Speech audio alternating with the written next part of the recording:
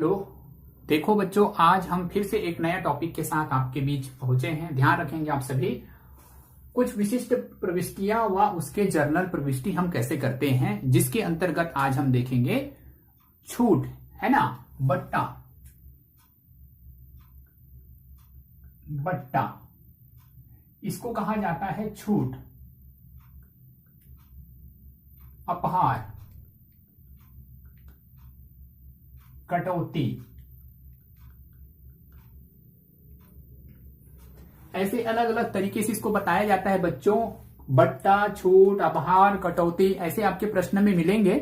उसका मतलब ये है डिस्काउंट, बट्टा ही है वो, ठीक है। इसको आपको समझना है।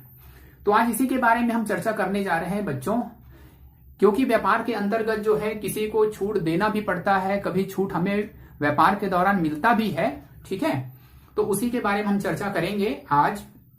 तो देखो, ये छूट जो है दो प्रकार के होते हैं बच्चों, है ना।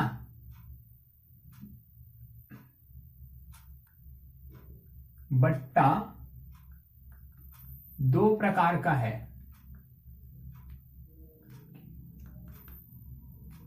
ठीक है। एक है व्यापारिक बट्टा और दूसरा है नगद बट्टा। ऐसे और एक बट्टा होता है स्पेशल डिस्काउंट, है ना। विशिष्ट बट्टा भी होता है, लेकिन अभी दो बट्टा ध्यान रखेंगे, व्यापारिक बट्टा और नगद बट्टा, ठीक है। व्यापारिक बट्टा क्या है बच्चों कि जब माल तैयार किया जाता है, ठीक है, माल तैयार होने के बाद जब एक उत्पादक जो है थोक विक्रेता को वस्तु बेचते हैं, तो उस समय, ठीक है, जब छूट प्रदान किया जाता है बच्चों, तो उसको बोलता है व्यापारिक बट्टा, जिससे जो है अधिक से अधिक माल हम बेच सके, इस उद्देश्य को ध्यान में रखते हुए जो है व्यापारिक बट्टा दिया जाता है, व्यापारिक छूट दिया जाता है, ठीक है। दूसरा जो होता है बच्चों वो है नगद बट्टा। नगद बट्टा, हमने जो माल बेचा है उस माल की पैसा जल्दी से जल्दी हमको मिल सके, जल्दी से जल्दी हम उस पैसे को प्राप्त कर सकें, इस उद्देश्य को ध्यान में रखते हुए बच्चों व्यापारियों के द्वारा नगद छूट भी दिया जाता है, ठीक है। तो नगद छूट मिलने के लालच के कारण से जो ग्राहक होता है वो जल्दी से जल्दी पैसे को वापस कर देता है। तो ये दो प्रकार के छूट होते हैं, है ना। व्यापारिक बट्टा जो है का लेखा जो है लेखा पुस्तक में नहीं किया जाता है, और नगद बट्टे का लेखा जो है लेखा पुस्तक में किया जाता है, ठीक है बच्चों। तो इस बातों को थोड़ा ध्यान में आप रख लेंगे। अभी हम आपको कुछ उदाहरण भी यहां पर लिखे हुए हैं, उसके थ्रू जो है कैसे किसको लिखना है, नहीं लिखना है ना, और लिखना है तो कैसे लिखना है, वो सारी बातें हमें भी चर्चा करने जा रहे हैं।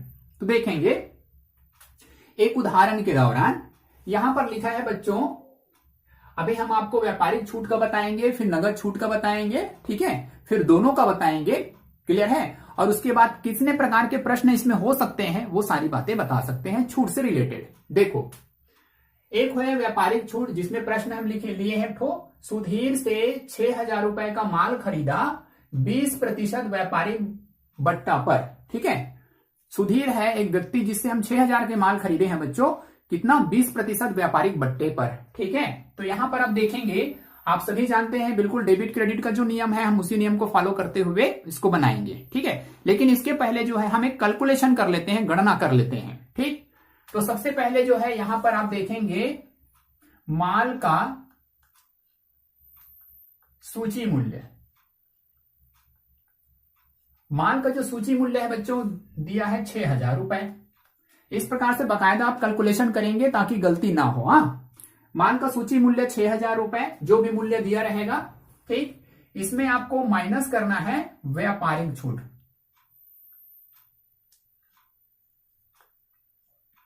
और व्यापारिक छूट के लिए बोला है 20%।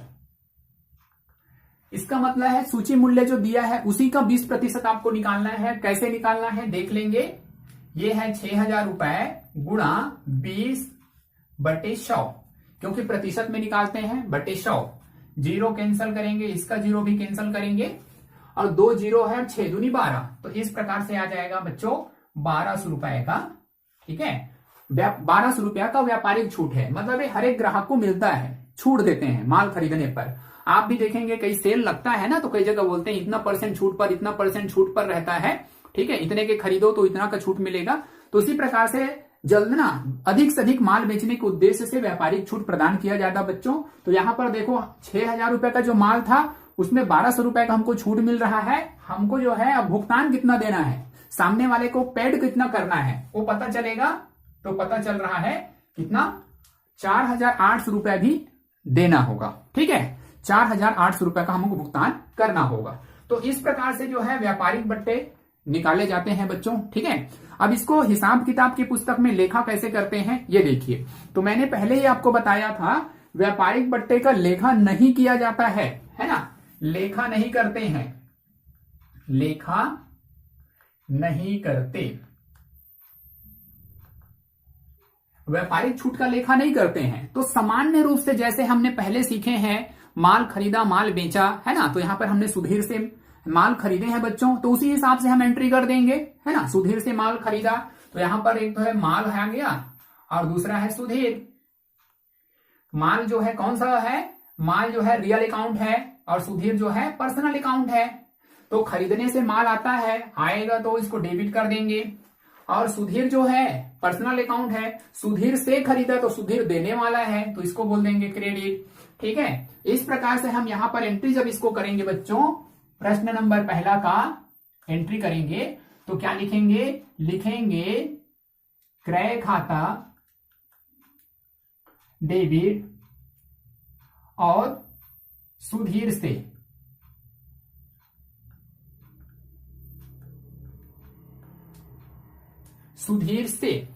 राशि जो है आपको 6,000 नहीं लिखना है, ये नहीं लिखना है, आपको इसे लिखना रहेगा क्योंकि इसका लेखा नहीं किया जाता, अलग से वहां दिखाते नहीं है। ठीक, डायरेक्ट इसीलिए हम उससे इतना पैसा लेंगे ऐसे लिखेंगे, ना कि 6,000 नहीं लेना है, अब हमको लेना है उससे 4,800। तो उसी को यहां पर लिखा जाएगा 4,800, 4,800 क्रेडिट में भी लिख देंगे और यहां पर इसका डिटेल लिख देंगे। ठीक है, 20% व्यापारिक छूट पर 6,000 रुपए का माल खरीदा, इसका डिटेल नरेशन में लिख देंगे। ठीक है, 20% व्यापारिक छूट पर 6,000 का माल खरीदा या 6,000 का माल 20% व्यापारिक छूट पर खरीदा, ऐसे लिखेंगे नरेशन। ठीक है, तो आपको पता चल गया होगा कि देखो हमने व्यापारिक बट्टे का लेखा यहां पर नहीं किया है, इस बात को समझना है। एक सामान्य पंजी करते हैं जैसे खरीदी बिक्री का, वैसी सॉरी बिक्री नहीं बोलेंगे, सामान्य खरीदी का पंजी करते हैं बच्चों, तो इसी प्रकार से खरीदी का आपको पंजी करना है।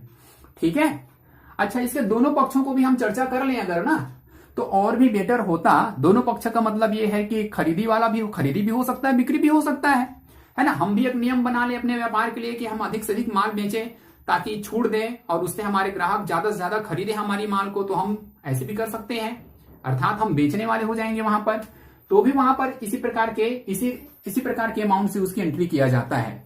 ठीक है बच्चों, तो ठीक है, अगले क्वेश्चन में भी देखेंगे इन सारी चीजों को। ओके, तो देख लीजिए, ये आपको समझ में आया होगा। अब जो है नगद छूट को आपको मैं थोड़ा सा बता दूं। प्रश्न 2, हम सेम उसी नाम को हम ले रहे हैं बार बार, उदाहरण पे देख लीजिए। सुधीर से 6,000 का माल 20% व्यापारिक छूट तथा 10% नगद छूट की शर्त पर माल खरीदा। यहां पर जो है व्यापारिक छूट और नगद छूट दोनों दिया है बच्चों, तो इसकी गणना कैसे करेंगे, सेम उसी प्रकार यहां पर आप लिखेंगे माल का सूची मूल्य बराबर 6,000 माइनस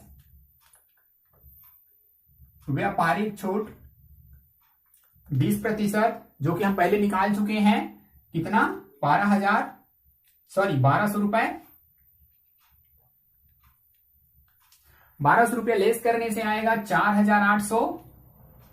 अब 4,800 राशि को हमको देना है, भुगतान राशि है ये एक्चुअल में, देय भुगतान राशि, मतलब इतना पैसा हमें अब देना है बच्चों। ठीक है, अब अगला है 10% नगद छूट। अगर वो पैसा दे देता है जल्दी, उसी समय नगद में दे देगा बच्चों, तो उस पर जो है 10% का और छूट मिलेगा। ठीक, तो इस राशि पर मिलेगा वो माइनस नगद छूट 10%। ठीक है, तो इस पर निकालेंगे 10%।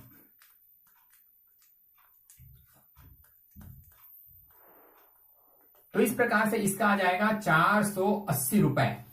ठीक है, ये आएगा नगद छूट का 480। घटा दीजिए 0, 2, 7 में से 3 और 4, इस प्रकार से 4320 रुपए। अब इतना पैसा हमको भुगतान करना है अभी। अगर अभी हम पैसा देंगे तो 4320 रुपए देंगे, है ना। अगर थोड़ा बाद में देंगे तो 4800 रुपए देंगे। तो नगद भुगतान करते हैं तो ये राशि हमको 480 रुपए के और छूट मिल जाएगा। ठीक है, नगद छूट मिल जाएगा। ठीक है बच्चों, तो इसका लेखा होता है, लेखा होता है, लेखा होता है। तो लेखा होता है, तो लेखा कैसे करेंगे बच्चों, ये सब समझना है यहां पर। तो भाई यहां पर लेखा करेंगे तो छूट की लेखा करना है। छूट मतलब बट्टा। ठीक है, तो यहां पर 3 खाता आ गया। एक हो गया माल खाता, दूसरा हो गया है रोकड़ खाता, और तीसरा हमारे बीच में आ गया है बट्टा खाता। क्योंकि भाई भुगतान करेंगे मतलब रोकड़ आ गया ना यहां पर। अब सुधीर से कोई संबंध नहीं है, क्यों, क्योंकि पैसा भुगतान कर रहा है यहां पर। ठीक, तो देखिए ये जो है वास्तविक खाता है, ये भी वास्तविक खाता है, और बट्टा खाता क्या है, बट्टा खाता नॉमिनल अकाउंट है। ठीक है, अवास्तविक खाता है बच्चों। ठीक, अब नियम को पालन करते हैं। माल खरीदेंगे तो माल जाएगा, सॉरी, खरीदने से माल आएगा, माल खरीदने से माल आएगा, तो माल खरीदने से माल आता है। माल आएगा मतलब बच्चों माल को हम डेबिट करेंगे। माल खरीदेंगे तो माल आएगा, माल को डेबिट करेंगे। दूसरा रोकड़ जाएगा, जाएगा तो क्रेडिट, है ना। छूट हमको क्या होगा, है ना, हमने माल खरीदा है तो छूट प्राप्त हो रहा है यहां पर। तो प्राप्त हो रहा है बच्चों इतना का मतलब एक प्रकार से ये आय है, इनकम है। ठीक है, आय होने हैं के कारण से इसको हम भी क्या करेंगे, क्रेडिट करेंगे। तो यहां पर इस प्रकार के पंजी हो जाएंगे, ये थोड़ा सा ध्यान रखना है बच्चों आपको। ठीक है, पंजी इस प्रकार से होगा। खरीदने पर जो है, खरीदते हैं तो माल आता है इसलिए डेबिट, रोकड़ जाता है क्रेडिट, और बट्टा हमें मिलता है, मिलता है मतलब आय है, आय है मतलब क्रेडिट। ठीक, तो इसका लेखा यहां पर करेंगे इस प्रकार से, क्रय खाता डेबिट, रोकड़ खाता से, और दूसरा बट्टा खाता से। इस प्रकार से पंजी करेंगे, रोकड़ खाता से, बट्टा खाता से। अमाउंट देखो बच्चों यहां पर हम लिख देंगे, क्रय खाता में लिखेंगे 4800 रुपए का, ये वाली। ठीक, और बट्टा का ये है, और इतना पैसा नगद, ये नगद। ठीक है, और ये बट्टा है। तो यहां पर नगद पैसा हमको मिलेगा जो कि क्रेडिट में लिखेंगे 4320 रुपए, और छूट की राशि है 480 रुपए। इस प्रकार से इसका लेखा किया जाएगा। ठीक है, और यहां पर आप नरेशन लिखेंगे। ठीक है, क्या नरेशन लिखेंगे, 6000 रुपए का माल 20% व्यापारिक छूट व 10% नगद छूट पर माल खरीदा। इस प्रकार से ये आप लिख देंगे। ठीक है, तो समझ में आ रहा होगा आप सभी को कैसे इसमें लिखना है। ठीक है, अगला हम बात करते हैं बच्चों, देखिए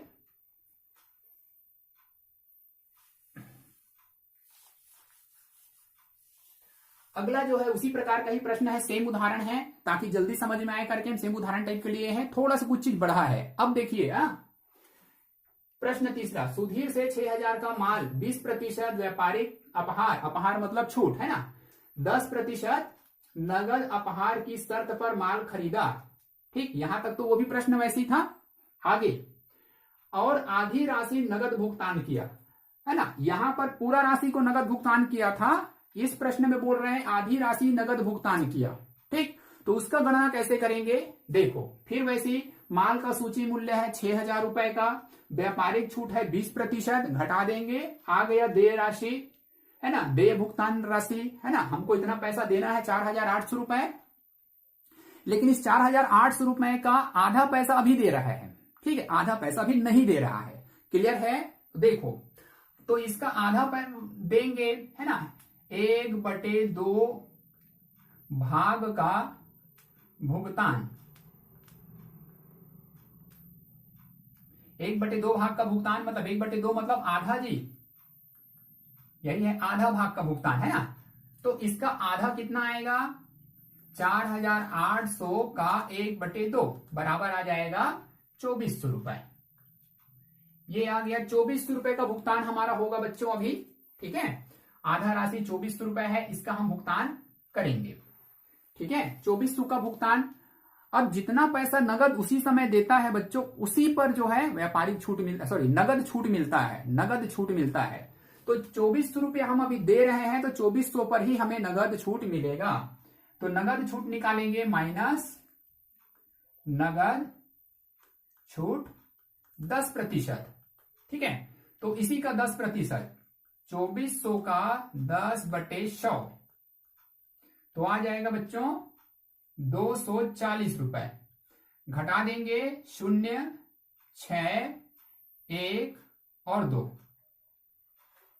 ठीक है, इस प्रकार से 2,160 रुपए, 2,160 रुपए, ठीक है, हमारा जो है भुगतान करने का रहेगा। अभी हम 2,400 नहीं देंगे, 2,160 रुपए देंगे। ठीक, और बाकी का जो आधा पैसा है वो अभी हमारा उधारी ही है। उधारी जब रहता है तो नाम लिखते हैं ना भाई, किसका नाम लिखेंगे भाई, जिससे माल खरीदा है उसका नाम लिखेंगे। इस प्रकार यहां पर देखो खाते, सबसे पहले आ जाएगा माल खाता, दूसरा आ जाएगा रोकड़ खाता, तीसरा आ जाएगा बट्टा खाता, और चौथा आ जाएगा सुधीर का भी खाता।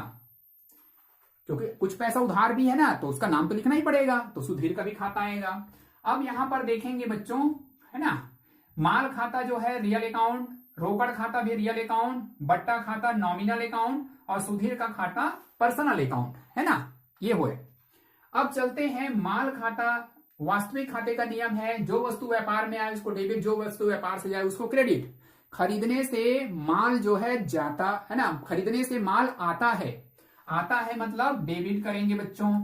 ठीक, अब रोकड़ की बात करते हैं। रोकड़ भी वास्तविक खाता है, तो खरीदने से रोकड़ जो है जाता है मतलब क्रेडिट।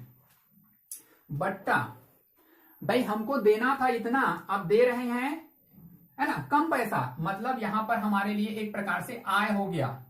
जब भी हम माल खरीदेंगे और छूट की बात आएगी बच्चों, तो वो आय होता है, इनकम होता है। तो आय है तो नॉमिनल मतलब अवास्तविक खाते का नियम के अनुसार से आय को क्रेडिट किया जाता है, व्यय को डेबिट किया जाता है। तो ये इनकम है, आय है मतलब क्रेडिट कर देंगे। सुधीर क्या है, व्यक्तिगत खाता है, व्यक्तिगत खाते में पाने वाला डेबिट, देने वाला क्रेडिट। ठीक है बच्चों, तो यहां पर सुधीर के लिए बात करें। ठीक है, तो सुधीर से माल खरीदे हैं हमने, सुधीर से हमने माल खरीदे हैं, तो सुधीर पाने वाला है कि देने वाला है भाई, तो सुधीर यहां पर क्या हो गया है, देने वाला है। और देने वाले को भी क्या किया जाता है बच्चों, क्रेडिट किया जाता है। सुधीर से खरीदे ना भाई, तो सुधीर देने वाला, माल देने वाला सुधीर है, तो सुधीर क्रेडिट। ठीक, अब यहां पर अमाउंट की बात करते हैं, राशि क्या क्या लिखेंगे, है ना।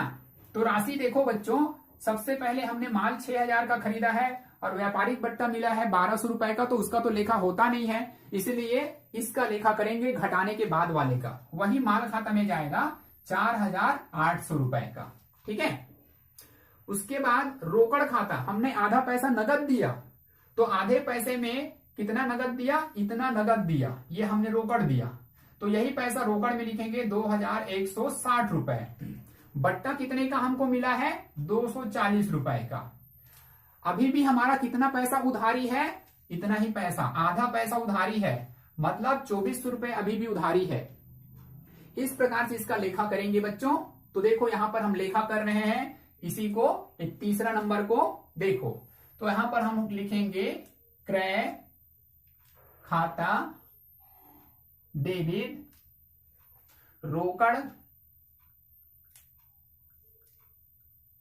रोकड़ खाता से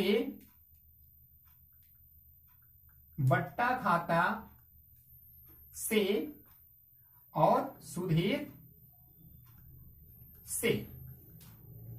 ठीक है, ये अब इसकी अमाउंट लिख देते हैं 4,800 रुपए, रोकड़ है 2,160 और छूट है 240, और अभी भी हमारे पास जो है पैसा देने का है 2,400 रुपए उधारी, है ना, सुधीर के नाम पे।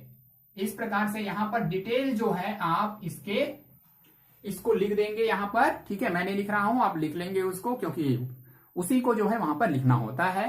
ठीक है, जो सौदे हुए हैं उसको लिखना है शॉर्ट में। तो ये आपको समझ में आया होगा बच्चों, आधा पैसा वाला आधा पैसा का भुगतान जब हम करते हैं, ठीक है, तो कैसे उसका लेखा किया जाता है। तो सबसे पहले टोटल राशि पर व्यापारिक छूट घटाना होता है। व्यापारिक छूट घटाने के बाद जो राशि आता है उसी का लेखा करते हैं। देखो यहां पर आया है 4,800, उसी का हमने लेखा किया है। उसके बाद नगद छूट को भी लिखते हैं। तो जितना पैसा नगद दिया है उतना ही का छूट मिलेगा, आधा पैसा नगद दिया है तो आधा पैसे पे छूट मिलेगा। तो हमने क्या किया है, जो पैसा हमको देना था उसी पैसे का आधा निकाले। ठीक है, 4,800 का आधा निकाले तो 2,400 रुपये आया, और उसी 2,400 रुपये का 10% छूट जो कि 240 होता है वो निकाले। ठीक, और उसके बाद जो है इसको देना कितना रहेगा, 2,160। ठीक है, क्योंकि फिलहाल 2,160 रुपये ही देंगे, बाकी का तो भी बाद में देंगे, है ना। तो इस प्रकार से यहां पर कितना खाता आ गया, माल खाता, रोकड़ खाता, बट्टा खाता, सुधीर का खाता। उसके बाद हम उसको जो है नियम के अनुसार से डेबिट और क्रेडिट किए हैं, फिर इसको हमने पंजी पे उसको लिखा है। ठीक, तो ये है बच्चों, ये भी आपको समझ में आया होगा, सिंपल सी चीजें थी। ओके, देखो अगला थोड़ा सा हम देख लेते हैं और कुछ बातें यहां पर, और भी कुछ। ये तो इस प्रकार के जो ना दिया रहेगा, क्या बोलते हैं, परसेंटेज में इतना परसेंट करके, कभी कभी परसेंट नहीं दिया रहता है, लेकिन आपको जानना है कि वहां पर भी छूट है। तो उससे भी रिलेटेड मैं 2 क्वेश्चन लिया हूं, एकदम सिंपल है, देख लेंगे। चौथा नंबर, राम से 5,000 रुपए लेने थे। राम से कितना लेना था, 5,000। उससे पूर्ण हिसाब में 4,700 रुपया ले लिए। लेना था 5,000 और लिए 4,700 रुपए। अब वही पूर्ण हिसाब शब्द को ध्यान रखेंगे। पूर्ण हिसाब का मतलब है अब हिसाब किताब कंप्लीट हो गया। ठीक है, तो राम से हमको क्या लेना था, राम से लेना था भाई 5,000, और है ना, लिया कितना, लिया 4,700। तो ये दोनों के बीच में जो डिफरेंट आएगा बच्चों, दोनों के बीच में जो अंतर आएगा बच्चों, कितने का, 300 रुपए का, यही हमारा क्या कहलाएगा, बट्टा कहलाएगा, छूट कहलाएगा। तो इस प्रकार से भी आपको समझना है। लेना था 5,000 रुपए, लिए 4,700 रुपए, और वो भी पूर्ण हिसाब कर दिए, पूरा हिसाब हो गया बोल रहे हैं। तो ऐसे कंडीशन में बाकी पैसे को छूट मानेंगे। ठीक, अगर वहां पर पूर्ण हिसाब शब्द नहीं देता है तो हम ये मानते कि 300 रुपया भी और बचा है लेने का, ये समझते। ठीक, लेकिन वहां पे पूर्ण हिसाब शब्द का काफी महत्व है, वो समझना है आपको। पूर्ण हिसाब बोल देता है मतलब पूरा हिसाब हो गया है, इसका मतलब ये अंतर की जो राशि आ रही है वो छूट है। ठीक, तो यहां पर भी अब खातों को ढूंढते हैं। एक आया है राम, दूसरा है ना, लिया मतलब रोकड़, और एक आ गया बट्टा। अब इसका हम करते हैं लेखा। राम से 5,000 लेने थे, ठीक है, उससे पूर्ण हिसाब में 4,700 रुपये ले लिए। ठीक है, तो राम जो है यहां पर क्या है, देने वाला है। ठीक है, देने वाले को क्या किया जाता है, क्रेडिट ना। रोकड़ हमारे पास आया है बच्चों, इसलिए डेबिट। बट्टा एक ना, छूट जो है हमने दिए हैं, यहां पर मिलना था 5,000 लेकिन मिला 4,700, छूट दिए हैं, इसी कारण से ये व्यय हो गया। ये क्या हो गया, व्यय। और व्यय को डेबिट किया जाता है बच्चों, क्योंकि ये कौन सा है, अवास्तविक खाता है। अवास्तविक खाता में व्यय को डेबिट करते हैं, तो डेबिट हो जाएगा। ठीक, तो उसका लेखा भी यहां पर हम कर देते हैं। देखो कैसे करेंगे, यहां पर होगा रोकड़ विकलन, रोकड़ खाता डेबिट, बट्टा खाता भी क्या हो जाएगा बच्चों, ये भी डेबिट हो जाएगा। और राम से है ना, राशि लिखेंगे 4,700 रुपए, छूट जो है 300 रुपए, और राम से लेने थे 5,000 रुपए। इस प्रकार का इसका लेखा हो जाएगा। ठीक है, और यहां पर आप लिख सकते हैं पूर्ण भुगतान हुआ। इस प्रकार से पूर्ण भुगतान ये हो गया है। ठीक है, आप चाहो तो इसको डिटेल भी लिख सकते हैं, लेकिन ये पर्याप्त है, पूर्ण भुगतान हो गया। अब लास्ट हमारा 5वां नंबर एक बचा है। देखो, अजय को 2,000 रुपए के पूर्ण भुगतान में 1,800 रुपए दिए। अब हम कर रहे हैं भुगतान, हम दे रहे हैं। ठीक है, यहां पर अभी राम वाले में मिला हमको, लेकिन अजय वाले में हम खुद दे रहे हैं। ठीक है बच्चों, तो अजय को दिया, है ना, अजय को देना था, पहले अजय को देना था कितना, 2,000, है ना, लेकिन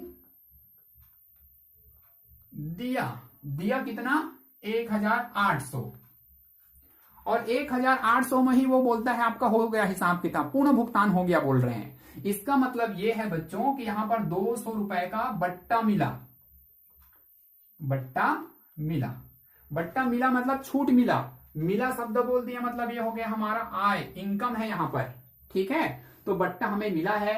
तो यहां पर भी दो खाता हमारा देख लेंगे बच्चों, रोकड़, बट्टा और अजय, है ना। ये है रियल अकाउंट, नॉमिनल अकाउंट और पर्सनल अकाउंट। ठीक है, रियल अकाउंट, नॉमिनल और पर्सनल अकाउंट नियम काम करेंगे। ठीक है, रोकड़ की बात करते हैं। अजय को 2,000 के पूर्ण भुगतान में 1,800 रुपए दिए मतलब दे रहे हैं, जा रहा है पैसा, रोकड़ जाएगा तो क्रेडिट। बट्टा मिला है। ठीक है, बट्टा मिला है मतलब आय है मतलब क्रेडिट। अजय एक व्यक्ति है और अजय जो है पाने वाला है। अजय को हमने दिया, किसको दिया पैसा, अजय को दिया। अजय पाने वाला है, पाने वाले के कारण ये डेबिट। इस प्रकार से अजय डेबिट रोकड़ खाता से और बट्टा खाता से। रोकड़ खाते से देखो बच्चों 1,800 रुपया हमने दिए हैं और बट्टा मिला है 200 रुपए का। अब इसको पैसा देना था, टोटल 2,000 देना था, उसमें से 1,800 रुपया नगद दिए, बाकी 200 रुपया छूट मिला। ठीक, तो इस प्रकार से भी यहां पर आप इसका ये कर सकते हैं। ठीक है, अजय को पूर्ण भुगतान किया, ऐसे करके, है ना, पूर्ण भुगतान किया।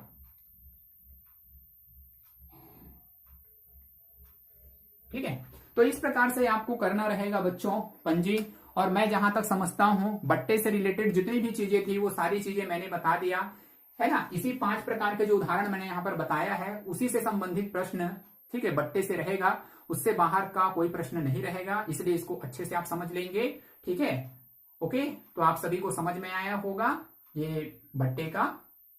चलो ठीक है।